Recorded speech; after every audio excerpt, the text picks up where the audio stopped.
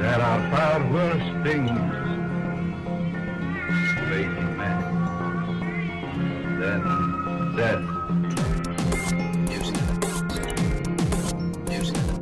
What's up, my wizards? Dev, SBMTG down there. We do magic stuff on YouTube. Here's a deck everybody wants. I asked you a little while ago, do you want to see black-white Eldrazi or blue-black zombies? The entire comment section was like, blue-black zombies, son. Now, Dimir Zombs is a deck that's sort of in the same position as black-red vampires in that there was a good amount of hype for it before the season started.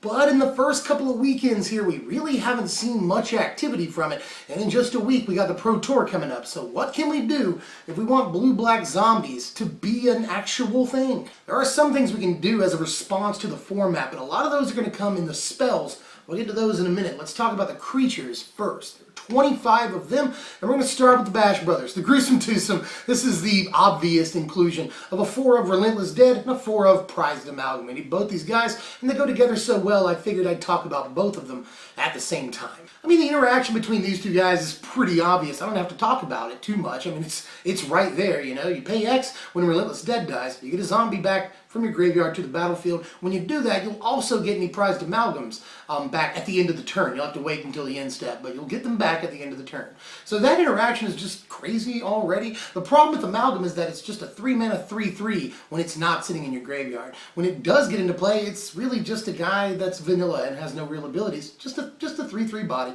But that can be good when it happens over and over and over. We've seen that on Death Mist Raptor. And sure, you know, Amalgam doesn't have Death Touch or anything, but still, when you got the same 3-powered body coming back over and over, that can be really good, and Relentless Dead isn't the only way of making it happen. We're also running Liliana, which Prized Amalgam works really, really well with too. One thing I should note with Relentless Dead is that the best thing you can do with it, or one of the best things you can do, is get other copies of Relentless Dead back, you know? When Relentless Dead dies, pay a black, and then pay 2 more for the X. Get a Relentless Dead back from your graveyard, put it on the battlefield. That can be really good, and loops well with things like Nantuko Husk, obviously. So that's awesome, and Kalitas is in this deck as well, so works pretty awesome with that too. Last thing I'll say about Relentless Dead is that one of the main problems for the zombie deck is that, and this is only sort of tangentially related to Relentless Dead, just because he's a 2-drop, but we need more 2-drop zombies. We need at least one more playable 2, or even I'll take a 1-drop zombie for this deck to be truly viable. I feel like it's tier, 3 right now. It really needs to move up. But the lack of another 2-drop zombie is really hurting us. And Relentless Dead often costs 3 black mana, which can be a problem because you'll play him for 2, his casting cost, but you want to have a black mana up so that you can return him to your hand just in case anything happens. And that also means that we have a pretty heavy commitment to black in the deck, but that's okay. I don't want to play too many blue cards. You can play Prized Amalgam and like one other thing in the main deck and be mostly mono black. Works out. We're playing 3 copies of Fleshbag Marauder in the deck. One of my favorite zombies in the format, honestly. And this, I have said before in a different video, but I'll say it again. This works very well for Relentless Dead. And, say if you have an Nantuko Husk out, you can always sack the Relentless Dead to Nantuko Husk, pay the black to pop it back to your hand, and then you'll pay 3 to bring Fleshbag Marauder into play. You'll sacrifice it to itself, put it back into your graveyard. They'll have to sacrifice the creature too, obviously. And you can just repeat this over and over if you have the mana and the turns for it. And after a while, you can really kind of grind out their whole board. It does happen. And yeah, that's a neat trick, but Fleshbag Marauder is good sort of on its own, just having a creature that also doubles as removal. Always good, and I like the fact that it's a sack effect too. So all of this is nice. We're playing 4 copies of Diregraf Colossus in the deck. I really like this card. You play it late, and you can play like an 8/8 or 9/9 Colossus, depending on how late you are in the game.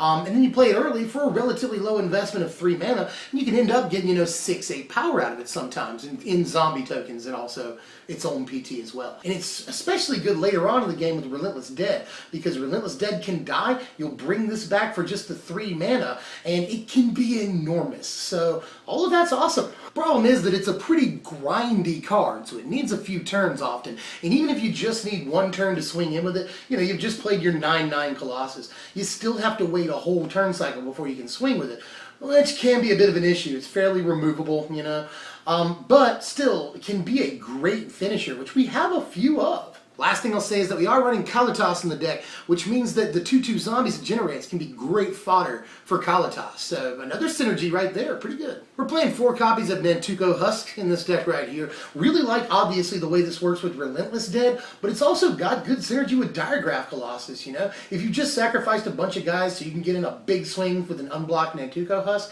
then second main, you play your Diregraf Colossus, and he's pretty big because you just sacrificed all those zombies, you know? So that's good interaction there, but obviously this is especially good with Relentless Dead. I probably don't have to tell you that. And it's sometimes a finisher, you know? If you can get through with it unblocked, just sacrifice all your other zombies, and suddenly you're dealing 10 damage. 3 copies of Liliana, Heretical Healer in the deck. I just think this is a no-brainer inclusion, you know, and I want the deck to stay fairly budget, but we've got to play this, and we've more or less got to play Kalitas too, so it's just the way it is, honestly. Those are the 2 cards that push the deck up to a fairly high price. But definitely worth playing, obviously. Liliana is pretty good early game because she helps us, you know, kind of stave them off. That lifelink is more important than it looks, is all I'm saying.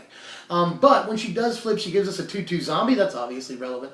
And also, all of her abilities are really good. Not only can she obviously get other zombies back into play, and that works well with Prized Amalgam, but we can discard a Prized Amalgam or another zombie that we can get back with the Relentless Dead later and make them discard a card as well. Her ultimate is obviously also amazing, but really I'm just worried about her negative X ability because that thing is crazy in this deck and we have to play her.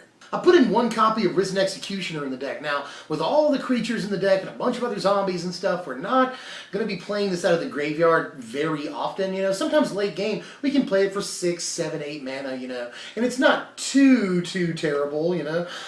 Mostly because it'll give all of our zombies a buff later on in the game. If we've got a bunch of zombies on the battlefield, but not necessarily in the graveyard, this can be good, you know. If we've got tokens from Diregraf Colossus, then we can play a Risen Executioner, and suddenly they're all like 3 power. So that can be good too. But Risen Executioner, I mostly just wanted as a sort of pump effect on all of our guys, but I didn't want to play too many because I think the other 4-drop we can play is actually just much better. 2 copies of Kalitas to finish off the creatures here. Just gotta play Kalitas, man. You know, we've got a bunch of zombies in the deck. We're generating a bunch of tokens. You know, we're running Lily, we're running Diregraf Colossus and stuff.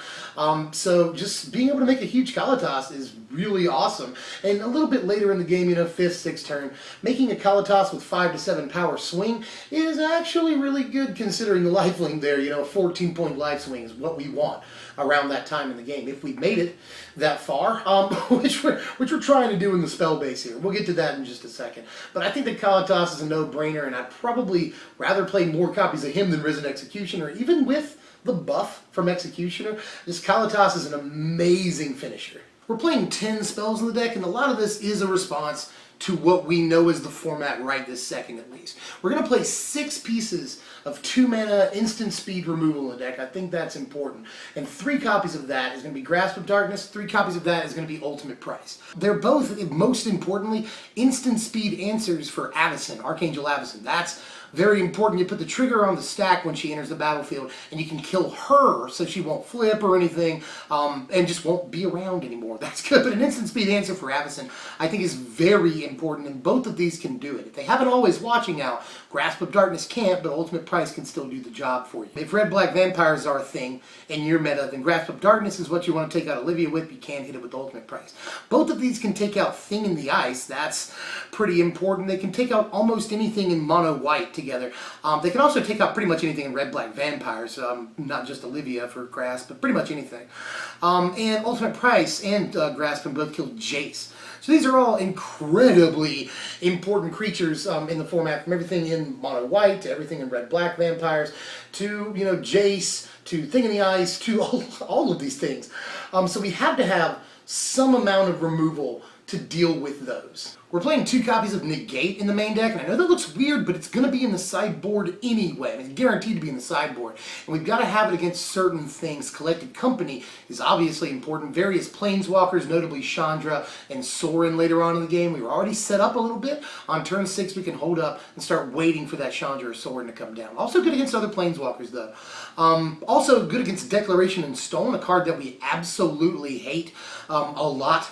So once we get set up, we can sort of defend against Declaration with Negate. That's important. Counters sweepers that we don't want to happen, especially Flaying Tendrils. That's fairly important. And it also counters Always Watching, which is an important card in the format. So, and there's even more that I just didn't name. So, yeah, I think Negate is actually main deck playable right now, especially in something like this that has to have answers to so many things that it wouldn't otherwise have answers for. I think countering is the best option. We're playing one Compelling Deterrence. That looks weird in the main deck, right? We're actually playing more in the sideboard because this is our big answer for Ormondal after Westvale Abbey flips. We can return it to their hand, add instant speed, not have to worry about getting hit, and they have to discard a card. If it's late enough in the game, Westvale Abbey might be the only card in their hand after we bounce it. So all of those things are good. I think Compelling Deterrence is worth the one of in the main because Westvale Abbey is so incredibly popular right now and people are just throwing it in things. We've done that here. So, you know, Westvale Abbey very important, and Ormondal can win a game out of nowhere, and there's nothing we would otherwise be able to do about it. So in the main deck, I like to have at least some way of dealing with that situation should it arise. And to finish off the spells, we're playing one copy of Languish, just the one copy, because we recover from Languish very, very well. And sometimes we can cast the Languish and then go about our business, you know. Turns 2, 3, 4, we can just sort of hold them off, remove creatures, and then hit them with the Languish, and then just start doing what we do, playing zombies and establishing a board, and sort of, you know, after we've crippled them and taken out their first few turns worth of creatures, they don't have as many cards in their hand, we can start doing what we do. So that works really well against the aggro decks and the white-based aggro decks in the format. If we can get to Languish on turn 4, then we have a much, much better chance of winning the game. And even if we already have an established board, we've got a lot of things in the deck that allow us to recover very easily from a Languish. So we can blow away the entire board, and as long as we have a couple of turns to recover, we really don't care because we have a much better chance of recovering from our own Languish than they do. Languish is also good considering the variety of large creatures that we have, you know. Kalitas, after one sacrifice, is bigger than the Languish. Diregraf Colossus, depending on when we played it, can be bigger than the Languish. Nantuko Husk, you know, we play Languish, sacrifice all our guys. Nantuko Husk has a naked board and 12 power sometimes. So that works really, really well too. 25 lands in the deck, and we need all those lands. We're like really hungry, and I wouldn't really mind playing another one. Relentless Dead really wants all of the mana when you play it. It's very, very mana intensive, but we need a lot of mana is all I'm saying. And the Westvale Abbey is very important in the deck. I'm thinking about doing 2 copies. We're running 25 creatures. A lot of them can create tokens, so getting the 5 creatures is often not a problem. And the cool thing is if they find an answer to our Ormondal, then we can usually get the creatures that we sacrificed to Westvale Abbey in the first place back. We've got a lot of ways of doing that. So that, you know, not a lot of decks in the format can say that, you know. If somehow they deal with Ormondal, we can get some of those dudes back that we sacrificed. That's important. Also, Road's Passage is in there, and it looks kind of weird, but again, a lot of our creatures are big, you know. Kalitas can get big, Diregraf Colossus gets big, Nantuko Husk gets big, and if we can just get it through with a Road's Passage, we can often just end the game. Here's the fairly involved sideboard here, and it's really, really, really important. I worked very hard on the sideboard to get it where I want it to be. Invasive Surgery is mostly against, first of all, sweepers that we don't want, but it's mostly against Declaration and Stone. Just like Dispel was really good against Charms, Commands, Collected Company, and stuff like that in the last format. And Dispel is still good and could be in the sideboard, but we got main deck negates to take out, Collected Company and stuff like that. But I think Invasive Surgery is going to be comparably important against Declaration and Stone. The card is already a 4 of in almost every deck that carries white, and something like 80% of the top decks in the format carry white. So just probably one of the top 3 most popular or most played cards in the format right now is Declaration. This can deal with that, and in some cases, later on in the game, take out any remaining copies of Declaration they happen to have. And yes, Declaration is that good against us where I really want like a dedicated card in the sideboard to deal with it. And you know, obviously this isn't truly dedicated. It also takes out other sorceries. That's good. But just, you know, to point this out, newer players, if they do target one of your zombos with Declaration and Stone and you have Nantuko Husk out, you can always just sack it in response to the Nantuko Husk. It'll go to your graveyard, won't get exiled. You won't get the clue token either, but you know, whatever. The rest is fairly self-explanatory, although I do want to talk for a second about Silumgar's Command. You'll notice that it's here. Why is that here? I think that Silumgar's Command is a really good way of dealing with Ormondal and doing something else. That can be good. This can sometimes kill another Planeswalker and bounce the Ormondal, which is just incredibly good, or any creatures that they have laying around after, you know, they flip the Westvale. You can give them -3/-3 and bounce Ormondal. So I think that Silumgar's Command is really good and sort of a good on-curve way of dealing with Ormondal. Here are your power rankings for the deck. A final score of 64, which is definitely competitive playable, although it could use a few more points, you know. These cards just don't look incredibly powerful yet in the format, and the deck will probably need to get a piece or two out of Eldritch Moon to move up a tier, you know, in sort of the rankings here. But it is a very interesting deck that is really skill intensive. You have to know what to play and when, and sort of be, you know, sort of a mix of proactive and reactive. Know when to strike, know when to play the zombie, and know when to hold back for a removal piece or a negate. So deck is incredibly skill intensive, and you have to know what your opponent's game plan is in order to know, hey, should I hold up for an ultimate price, or should I go ahead and play this 3-drop zombie? It's up to you, but those decisions are going to make or break games for you. So very skill intensive, but can pull off some pretty high profile wins. Altogether, the deck's going to cost you about $200 on TCG Player. It could cost you as low as $175 or as high as about $220, depending on what prices you're going by. So we'll just put it right in the middle, about $200, which is pretty good. I mean, it's tier 3 deck. It's a tier 3 price on that deck too. Wizards may know what they're doing.